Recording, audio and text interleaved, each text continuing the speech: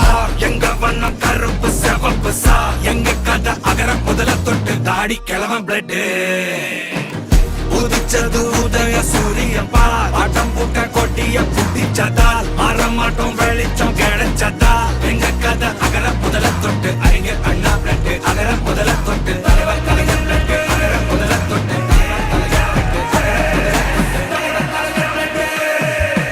கலைஞர் செய்திகள் தொலைக்காட்சி நேயர்களுக்கு வணக்கம். 2026 சட்டமன்ற தேர்தல் களத்தில் மாண்புமிகு தமிழ்நாடு முதலமைச்சர் அவர்கள், கழக தலைவர் அவர்கள் தமிழ்நாடு முழுக்க கழகத்தினுடைய சார்பாக வெற்றி வேட்பாளர்களை அறிவித்திருக்கிறாங்க. அந்த வகையில் முக்கியமான பல்வேறு வெற்றி வேட்பாளர்களை நம்ம நேரடியாக களத்திற்கே போய் சந்தித்து பேசிட்டு இருக்கிறோம். அந்த வகையில் இன்றைக்கு நாம் இருக்கக்கூடிய தொகுதி என்பது தூத்துக்குடி சட்டமன்ற தொகுதியில் இருக்கிறோம். தூத்துக்குடியில் கழக தலைவர் அவர்களால் மீண்டும் வெற்றி வேட்பாளராக அறிவிக்கப்பட்டிருக்கக்கூடிய மாண்புமிகு கீதா ஜீவன் அவர்கள் நம்மோட இருக்கிறாங்க. நம்ம பேசலாம். மேடம் வணக்கம். வணக்கம். கிட்டத்தட்ட பரப்புரை பயணத்திலேயே ஒரு 2 மணி நேரம் உங்களோட பயணிச்சோம். அந்த 2 மணி நேரத்துல எங்களுக்கு அவ்வளவு பெரிய களைப்பு. காலையில இருந்து நீங்க எப்படி இருக்கீங்கன்னு தெரியல. Okay, good.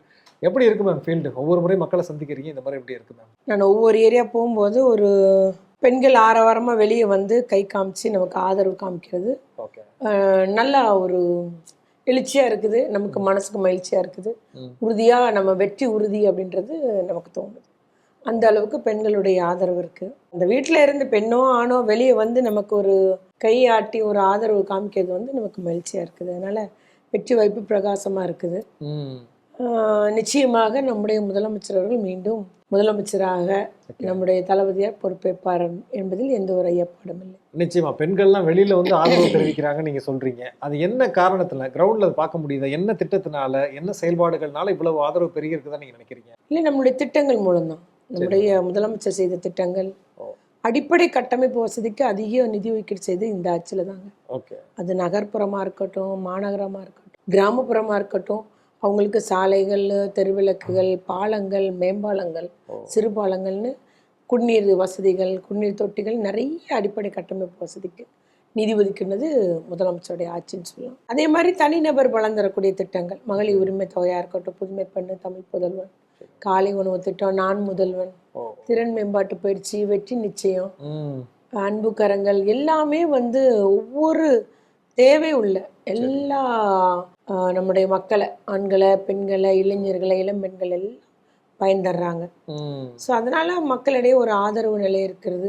மடிக்கணினி கொடுத்துருக்குறோம்.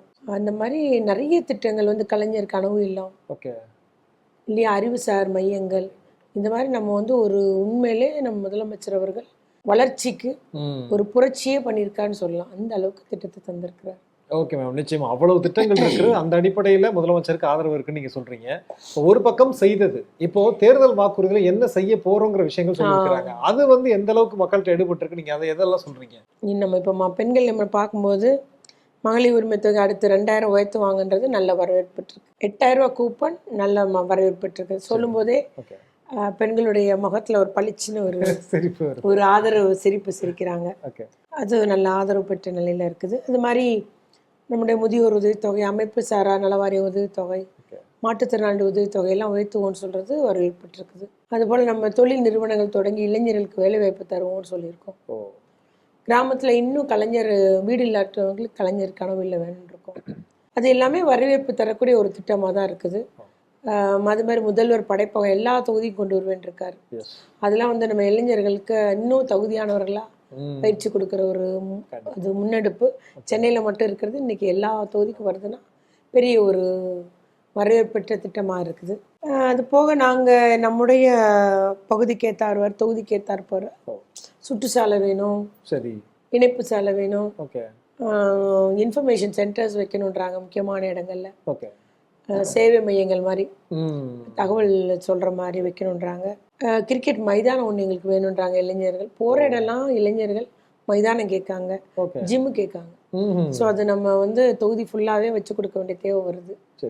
அந்த மாதிரி சில தீர்க்க முடியாத பிரச்சனையும் இருக்குது. இன்னும் எங்களுக்கு பட்டா வாங்கி தரணுன்னு இருக்காங்க, அதை வாங்கி தருவேன் இருக்கோம். இந்த மாதிரி நேரடியாக மக்கள் நம்பிக்கையாக இது பண்ணுங்க, நீங்கள் தான் ஜெயிக்க போகிறீங்க, ஆனால் இதை பண்ணுங்க அப்படின்ற மாதிரி உரிமையாக கேட்கக்கூடிய நிலையை நம்ம காண முடியுது. அதனால தலைவருடைய தேர்தல் வாக்குறுதியும் சொல்கிறோம்.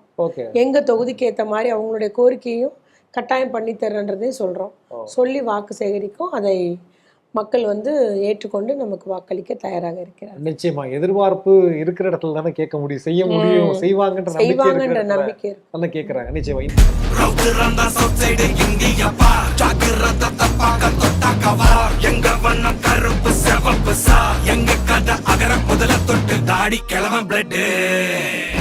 ஐந்தாண்டு காலம் இந்தியாவிலே தமிழ்நாடு தான் முன்னோடி மாநிலமாக இருக்கிறது.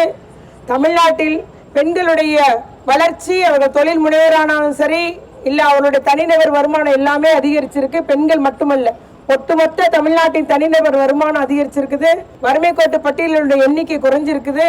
ஆகவே தமிழ்நாட்டை இன்னைக்கு இந்தியாவிலே முன்னோடி மாநிலமாக கொண்டு வந்து ஒரு பாய்ச்சலை உருவாக்கியவர் நம்முடைய முதலமைச்சர் தளபதியார் அவர்கள். நேற்றைய தினத்தில் கூட நம்முடைய தொகுதி வரையறை என்று மக்கள் தொகை அடிப்படையில் பண்ணோன்னா நமக்கு கம்மியாயிரும். ஏன்னா நம்ம எல்லாரும் 2 பிள்ளைன்னு பெற்றுக்கிட்டாங்க, இப்போ எல்லாம் 1 பிள்ளை தான் பெற்றுக்கிறாங்க. அந்த அளவு குடும்ப கட்டுப்பாடு முறையாக செயல்படுத்தியது தமிழ்நாடு அரசு. ஆனால் பாசிச அரசு என்ன சொல்லுது? பாஜக அரசு மக்கள் தொகை அடிப்படையில் நான் MP தொகுதி MLA தொகுதி வரையறை பண்றேன்னு சொல்றாங்க. அப்போ நமக்கு இழப்பு, நம்மளுடைய பிரதிநிதித்துவம் பார்லிமெண்ட்ல குறையும். கண்டுக்கவே மாட்டாங்க, இப்பவே கண்டுக்க மாட்டேங்காங்க. தமிழ்நாட்டுக்கு எந்த திட்டமும் கிடையாது. இப்போ நம்மளுடைய பிரதிநிதித்துவம் குறைக்கும் போது தமிழ்நாட்டை கண்டுக்கவே மாட்டாங்க டெல்லியினர். ஆகவே நம்முடைய முதலமைச்சர் அவர்கள் அதுக்கு ஒரு முன்னெடுப்பு எடுத்தார். அத்தனை எதிர்க்கட்சி சேர்ந்து இன்னைக்கு அந்த மோடியுடைய தொகுதி மறுவரையறை மசோதா தோற்கடிக்கப்பட்டுள்ளது. அது இன்னைக்கு நிறைவேற்றப்படவில்லை. இதுதான் நம்முடைய மோடிக்கு முதல் தோல்வி. நம்முடைய மதசார்பற்ற முற்போக்கு கூட்டணிக்கு இந்த சட்டமன்ற தேர்தலுக்கு முன் கிடைத்த முதல் வெற்றி. அடுத்த வெற்றி நமக்கு சட்டமன்ற தேர்தலிலே மீண்டும் மதசார்பற்ற முற்போக்கு கூட்டணி கட்சியின் சார்பில் நம்முடைய முதலமைச்சராக தளபதியார் அவர்கள் பொறுப்பேற்பது உறுதி. என்னை பற்றி தெரியும் உங்களுக்கு, உங்களா இருந்து பணியாற்றக்கூடியவர். சிலர் தேர்தல் முடிஞ்சு அடுத்த தேர்தல் தான் வருவாங்க. ஆனால் நான் அப்படி இல்லை, எப்போ கூப்பிட்டாலும் வருவோம். என்ன பிரச்சனைனாலும் உங்களோடு இருந்து செயல்படக்கூடியவர்கள். எனக்கு ஒரு வாய்ப்பு தாருங்கள்.